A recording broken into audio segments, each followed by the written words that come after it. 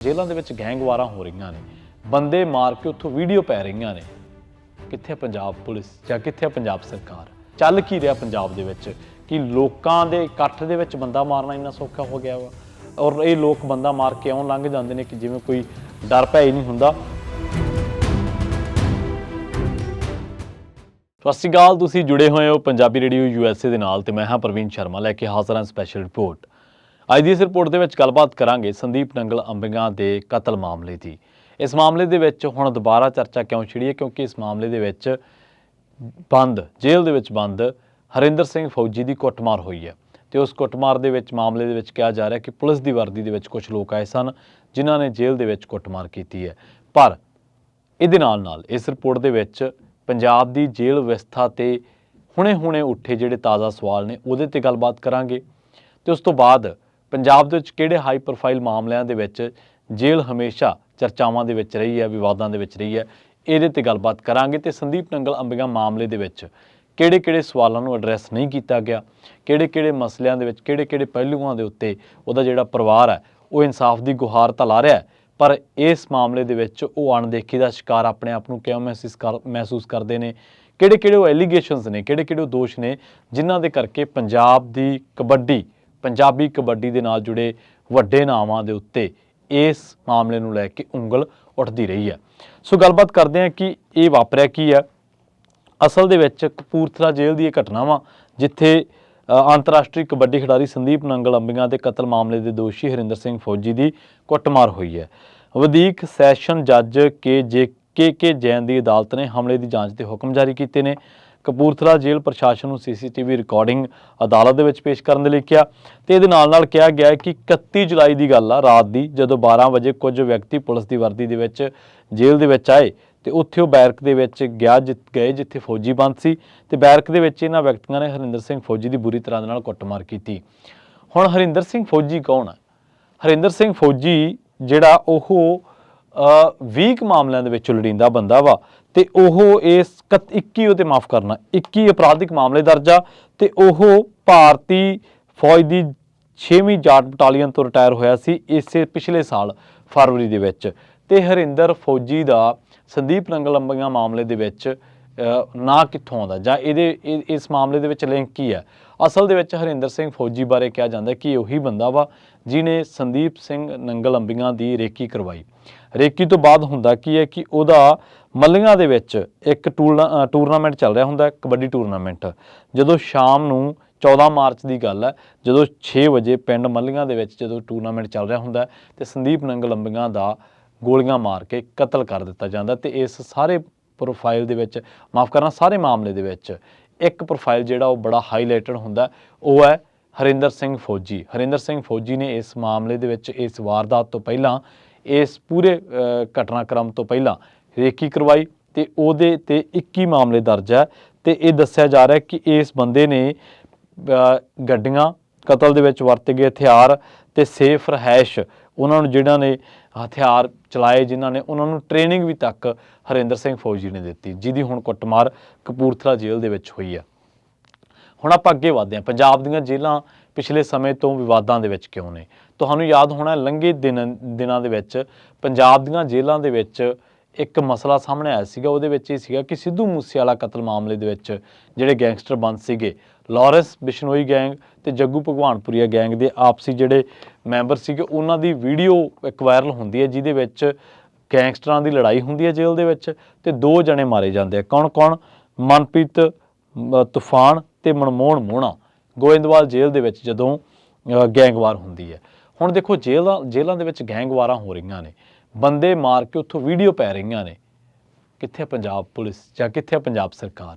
ਜੇਲ੍ਹਾਂ ਦੇ ਵਿੱਚ ਬੰਦ ਲੋਕਾਂ ਦੇ ਉੱਤੇ ਹਮਲੇ ਹੋ ਰਹੇ ਨੇ ਔਰ ਜੇਲ੍ਹਾਂ ਦੇ ਵਿੱਚੋਂ ਹੀ ਸਾਰਾ ਜੋ ਚੱਲ ਰਿਹਾ ਇਸ ਵੇਲੇ ਫਰੋਤੀਆਂ ਦਾ ਕਾਰੋਬਾਰ ਉਹ ਚੱਲ ਰਿਹਾ। ਕਿੱਥੇ ਪੰਜਾਬ ਸਰਕਾਰ? ਹਮੇਸ਼ਾ ਅੱਜ ਜੋ ਮੁੱਖ ਮੰਤਰੀ ਮਾਨ ਨੇ ਪਹਿਲਾਂ ਇਹ ਇਸੇ ਵਿਵਸਥਾ ਨੂੰ ਲੈ ਕੇ ਨਿਸ਼ਾਨਾ ਲਾਉਂਦੇ ਰਹੇ ਆ, ਪਰ ਅੱਜ ਇਹ ਕਿੱਥੇ ਨੇ ਖੁਦ? ਇਸ ਤੋਂ ਵੀ ਵੱਡੀ ਗੱਲ ਕਿ ਗੈਂਗਸਟਰ ਲਾਰੈਂਸ ਬਿਸ਼ਨੋਈ, ਜਿਹੜਾ ਕਿ ਸਿੱਧੂ ਮੂਸੇਵਾਲਾ ਕਤਲ ਮਾਮਲੇ ਦੇ ਵਿੱਚ ਪੰਜਾਬ ਦੇ ਵਿੱਚ ਪਿਛਲੇ ਦਿਨੀ ਜੇਲ੍ਹਾਂ ਦੇ ਵਿੱਚ ਜਿਹਦੀ ਆਉਣੀ ਜਾਣੀ ਰਹੀ, ਵੱਖ-ਵੱਖ ਪੁਲਿਸ ਰਿਮਾਂਡਾਂ ਤੇ ਉਹਨੂੰ ਲਿਆ ਗਿਆ, ਉਹਦੀ ਇੱਕ ਵੀਡੀਓ ਵਾਇਰਲ ਹੁੰਦੀ ਹੈ ਇੰਟਰਵਿਊ ਵਾਲੀ।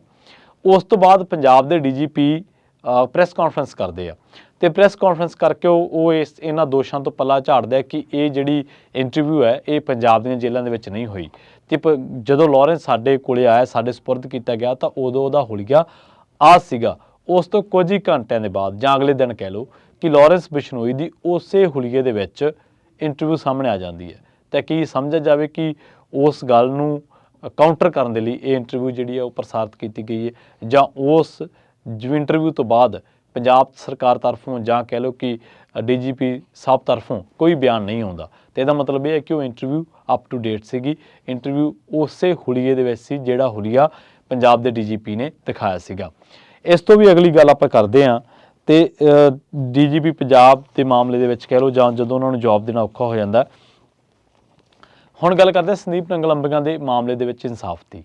ਇਹ ਗੱਲ ਵੱਡੀ ਨਹੀਂ ਹੈ ਕਿ ਉਸ ਮਾਮਲੇ ਦੇ ਵਿੱਚ ਜਿਹੜੇ ਬੰਦੇ ਨੇ ਰੇਕੀ ਕਰਵਾਈ, ਜਿਹਨੇ ਹਥਿਆਰ ਮੁਹੱਈਆ ਕਰਵਾਏ, ਜਿਹਨੇ ਪੈਸੇਜ ਦਿੱਤਾ, ਇੱਕ ਸੇਫ ਵੇ ਦਿੱਤਾ, ਜਿਹਨੇ ਰਿਹਾਇਸ਼ ਮੁਹੱਈਆ ਕਰਵਾਈ, ਹਥਿਆਰਾਂ ਚਲਾਉਣ ਦੀ ਟ੍ਰੇਨਿੰਗ ਦਿੱਤੀ, ਉਹ ਬੰਦੇ ਦੀ ਕੁੱਟਮਾਰ ਹੋ ਗਈ। ਬਲਕਿ ਇਹ ਗੱਲ ਬਹੁਤ ਵੱਡੀ ਅਹਿਮ ਹੈ, ਇਸ ਤੋਂ ਵੀ ਵੱਡੀ ਹੈ ਕਿ ਇਸ ਮਾਮਲੇ ਦੇ ਵਿੱਚ ਪਰਿਵਾਰ ਨੂੰ ਇਨਸਾਫ ਕਿਉਂ ਨਹੀਂ ਮਿਲਿਆ।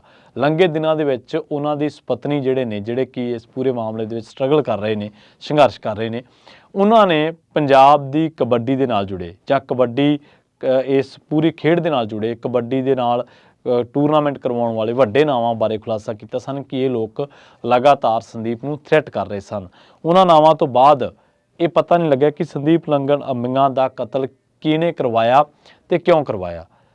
ਉਸ ਮਾਮਲੇ ਦੇ ਵਿੱਚ ਬਹੁਤ ਵੱਡੇ ਨਾਵਾਂ ਬਾਰੇ ਸੰਦੀਪ ਨੰਗਲ ਅੰਬੀਆਂ ਦੀ ਪਤਨੀ ਲਾਈਵ ਹੁੰਦੇ ਰਹੇ। ਉਹ ਪੁਲਿਸ ਨੂੰ ਕਹਿੰਦੇ ਰਹੇ ਕਿ ਉਹ ਬੰਦਾ ਫਲਾਂ ਥਾਂ ਬੈਠਾ ਵਾ, ਤੇ ਬਹੁਤ ਸਾਰੇ ਲੋਕਾਂ ਦੇ ਉੱਤੇ ਦੋਸ਼ ਲੱਗਦੇ ਰਹੇ। ਪਰ ਇਹ ਹਾਲੇ ਤੱਕ ਸਵਾਲ ਐਡਰੈਸ ਨਹੀਂ ਹੋਇਆ ਪੰਜਾਬ ਸਰਕਾਰ ਤਰਫੋਂ ਜਾਂ ਪੰਜਾਬ ਦੇ ਲਾਅ ਐਂਡ ਆਰਡਰ ਤਰਫੋਂ ਕਿ ਇਸ ਮਾਮਲੇ ਦੇ ਵਿੱਚ ਸੰਦੀਪ ਨੂੰ ਕਤਲ ਕਰਨਾ ਮਨਸ਼ਾ ਕੀ ਸੀ ਤੇ ਸੰਦੀਪ ਨੂੰ ਕਤਲ ਕਰਕੇ ਉਹਨਾਂ ਬੰਦਿਆਂ ਦਾ ਜਿਹੜਾ ਮਸਲਾ ਹੱਲ ਕੀ ਹੋ ਗਿਆ, ਤੇ ਇਹਦੇ ਪਿੱਛੇ ਉਹਨਾਂ ਦੇ ਸਵਾਰਥ ਜਿਹੜੇ ਲੁਕੇ ਸੀ ਉਹ ਕਿਸ ਹੱਦ ਤੱਕ ਹੱਲ ਹੋਏ, ਤੇ ਇਹ ਲੋਕ ਕਿਹੜੇ ਸੀ ਇਹ ਹਜੇ ਤੱਕ ਨਹੀਂ ਪਤਾ ਲੱਗਿਆ। ਹਜ਼ਾਰਾਂ ਲੋਕਾਂ ਦੇ ਇਕੱਠ ਦੇ ਵਿੱਚ ਬੰਦੇ ਆਉਂਦੇ ਨੇ, ਇੱਕ ਬੰਦੇ ਨੂੰ ਗੋਲੀਆਂ ਮਾਰ ਕੇ ਚਲੇ ਜਾਂਦੇ ਨੇ, ਤੇ ਉਹ ਬੰਦਾ ਕੌਣ ਹੈ? ਸੰਦੀਪ ਨੰਗਲ ਅੰਬੀਆਂ, ਕਬੱਡੀ ਦਾ ਧਰੂ ਤਾਰਾ ਜਿਹਨੇ ਵਰਲਡ ਦੇ ਵਿੱਚ ਕਬੱਡੀ ਦਾ ਨਾਂ ਰੌਸ਼ਨ ਕੀਤਾ। ਬੰਦੇ ਆਉਂਦੇ ਨੇ 2 ਗੱਡੀਆਂ ਤੇ ਚੜ੍ਹ ਕੇ, ਇੱਕ ਉਸ ਬੰਦੇ ਨੂੰ ਗੋਲੀਆਂ ਮਾਰ ਕੇ ਚਲੇ ਜਾਂਦੇ ਆ ਜਿਹੜੇ ਬੰਦੇ ਨੇ ਦੁਨੀਆਂ ਦੇ ਵਿੱਚ ਨਾਂ ਚਮਕਾਇਆ, ਨਾਂ ਸੀ ਸਿੱਧੂ ਮੂਸੇਵਾਲਾ। ਸੋ ਇਹ ਚੱਲ ਕੀ ਰਿਹਾ ਪੰਜਾਬ ਦੇ ਵਿੱਚ ਕਿ ਲੋਕਾਂ ਦੇ ਇਕੱਠ ਦੇ ਵਿੱਚ ਬੰਦਾ ਮਾਰਨਾ ਇੰਨਾ ਸੌਖਾ ਹੋ ਗਿਆ ਵਾ, ਔਰ ਇਹ ਲੋਕ ਬੰਦਾ ਮਾਰ ਕੇ ਇਉਂ ਲੰਘ ਜਾਂਦੇ ਨੇ ਕਿ ਜਿਵੇਂ ਕੋਈ ਡਰ ਭੈ ਹੀ ਨਹੀਂ ਹੁੰਦਾ। ਸੋ ਤੁਹਾਨੂੰ ਯਾਦ ਹੋਣਾ ਇੱਕ ਮਾਮਲਾ ਪਹਿਲਾਂ ਵੀ, ਅਰਵਿੰਦਰ ਸਿੰਘ ਲਖਣਕੇ ਪੱਡਾ ਇੱਕ ਖਿਡਾਰੀ ਸੀਗਾ, ਉਹਦਾ ਪੁਲਿਸ ਵਾਲੇ ਨੇ ਇੱਕ ਗੋਲੀਆਂ ਮਾਰ ਕੇ ਕਤਲ ਕਰ ਦਿੱਤਾ ਸੀ ASI ਨੇ। ਉਸ ਮਸਲੇ ਨੂੰ ਸੁਖਪਾਲ ਖਹਿਰਾ ਨੇ ਬਹੁਤ ਚੱਕਿਆ ਸੀ। ਇੱਧਰ ਹੀ ਨਹੀਂ, ਲਹਿੰਦੇ ਪੰਜਾਬ ਦੇ ਵਿੱਚ ਵੀ ਕਬੱਡੀ ਦੇ ਕੋਈ ਹਾਲਾਤ ਬਹੁਤੇ ਸਾਜ਼ਗਾਰ ਨਹੀਂ ਹੈ। ਉੱਥੇ ਵੀ ਜੁਲਾਈ ਮਹੀਨੇ, ਲੰਘੇ ਸਾਲ ਦੇ ਜੁਲਾਈ 2022 ਦੇ ਵਿੱਚ ਪਾਕਿਸਤਾਨ ਦੇ ਨਾਮੀ ਕਬੱਡੀ ਖਿਡਾਰੀ ਸੀ ਵਿਕਾਸ ਗੁੱਜਰ, ਤੇ ਲਾਹੌਰ ਨੇੜੇ ਪੰਜੂ ਪਿੰਡ ਹੈ ਜਿੱਥੇ ਟੂਰਨਾਮੈਂਟ ਚੱਲ ਰਿਹਾ ਸੀ, ਤੇ ਚੱਲਦੇ ਮੈਚ ਦੇ ਵਿੱਚ ਬ੍ਰੇਕ ਦੇ ਦੌਰਾਨ ਇਸ ਵਿਕਾਸ ਗੁੱਜਰ ਦੇ ਨੇੜਿਓਂ ਗੋਲੀ ਮਾਰ ਕੇ ਬਿਲਕੁਲ ਸੰਦੀਪ ਨੰਗਲ ਅੰਬੀਆਂ ਵਾਲੇ ਸਟਾਈਲ ਦੇ ਵਿੱਚ ਉਹਦਾ ਕਤਲ ਕਰ ਦਿੱਤਾ ਗਿਆ ਸੀ। ਇਸ ਨੌਜਵਾਨ ਨੇ ਕੁਛ ਹੀ ਵੀਕਾਂ ਬਾਅਦ, ਕਹਿ ਲਓ ਕੁਛ ਹੀ ਹਫ਼ਤਿਆਂ ਬਾਅਦ ਜਾਂ ਕੁਛ ਹੀ ਦਿਨਾਂ ਬਾਅਦ ਕੈਨੇਡਾ ਜਾਣਾ ਸੀ ਖੇਡਣ। ਸੋ ਕਬੱਡੀ ਦੇ ਵਿੱਚ ਜਿਹੜੀ ਕਤਲੋਗਾਰਤ ਹੈ ਇਹ ਇਕੱਲੇ ਮੁੜਕੇ ਨਾਲ, ਕਬੱਡੀ ਖੇਡਣ ਵਾਲਿਆਂ ਦੇ ਮੁੜਕੇ ਦੇ ਨਾਲ ਰੱਤ ਜਿਹੜੀ ਉਹ ਭੇਜਦੀ ਨਹੀਂ, ਧਰਤੀ ਜਿਹੜੀ ਭੇਜਦੀ ਨਹੀਂ, ਇਹਨਾਂ ਦੇ ਰੱਤ ਦੇ ਨਾਲ ਵੀ ਧਰਤੀ ਭੇਜ ਰਹੀ ਹੈ। ਪਰ ਹੁਣ ਸਰਕਾਰ ਨੂੰ ਇਹ ਸਵਾਲ ਜ਼ਰੂਰ ਰਹੇਗਾ ਕਿ ਪੁਲਿਸ ਤੇ ਕਾਨੂੰਨ ਦਾ ਡਰ ਅਪਰਾਧੀ ਲੋਕਾਂ ਨੂੰ ਕਿਉਂ ਨਹੀਂ ਰਿਹਾ, ਤੇ ਉਹਦਾ ਘਰ ਜਿਹੜਾ ਉੱਜੜ ਗਿਆ ਸੰਦੀਪ ਨੰਗਲ ਅੰਬੀਆਂ ਦਾ ਹੱਸਦਾ ਵਸਦਾ, ਉਹਦਾ ਜ਼ਿੰਮੇਵਾਰ ਕੌਣ ਆ? ਸੋ ਇਹ ਸਾਰੇ ਸਵਾਲ ਪੰਜਾਬ ਸਰਕਾਰ ਨੂੰ ਐਡਰੈਸ ਕਰਨੇ ਚਾਹੀਦੇ ਹੈ।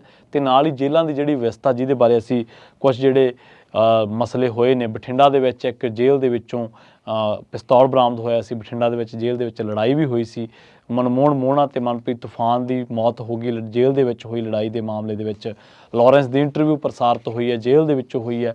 ਸੋ ਇਹਨਾਂ ਸਾਰੇ ਮਸਲਿਆਂ ਨੂੰ ਸਰਕਾਰ ਨੂੰ ਐਡਰੈਸ ਕਰਨਾ ਚਾਹੀਦਾ ਵਾ, ਤੇ ਜਿੰਨੇ ਵੀ ਇਹ ਹਾਈ ਪ੍ਰੋਫਾਈਲ ਮਾਮਲੇ ਨੇ ਉਹਨਾਂ ਦੇ ਵਿੱਚ ਜੋ ਅਪਰਾਧੀ ਸ਼ਾਮਲ ਨੇ, ਕਿ ਉਹਨਾਂ ਨੂੰ ਕੋਈ ਜਾਣ ਬੁੱਝ ਕੇ ਮਾਰਨਾ ਚਾਹੁੰਦਾ ਵਾ, ਕਿ ਕੋਈ ਮੁਕਾਉਣਾ ਚਾਹੁੰਦਾ ਕਿ ਉਹਦੇ ਨਾਲ ਜੁੜੇ ਜਿਹੜੀਆਂ ਕੜੀਆਂ ਨੇ ਉਹ ਖਤਮ ਹੋ ਜਾਣ।